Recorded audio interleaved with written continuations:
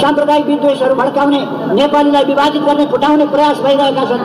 जातका नाममा, धर्मका नाममा, भाषाका नाममा, संस्कृतिका नाममा, अनेक नाममा फुटाउने, भूगोलका नाममा पनि फुटाउने गर्ने यस्ता प्रयासहरू भइरहेका छन्। मिसन 84 भनेका छौँ। म साथीहरूलाई आग्रह गर्न चाहन्छु, ढुक्कले मिसन 84 मा लाग्नुहोस्। चुनावको बारेमा चिन्ता गर्नुपर्दछ, सरकारको बारेमा धेरै चिन्ता गर्ने होइन। नेकपा एमाले सरकार बनाऊ, सरकार बचाऊ भनेर कराएको छैन। नेकपा एमाले जहिले पनि के भन्छ भने चुनाव हेरेको हुन्छ।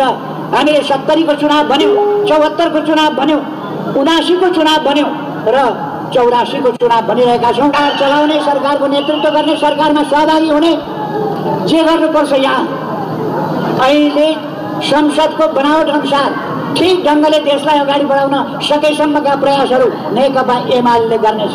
कुरामा चिन्ता नगर्नुहोस्, मिसन 84 मा ध्यान दिनुहोस्। मिसन 84 एमालेलाई निर्णायक राष्ट्रिय शक्तिको रूपमा विकास गर्ने मिसन हो। देशबाट देश बन्छ, देशबाट समृद्धितर्फ देश जान्छ, बन्छ।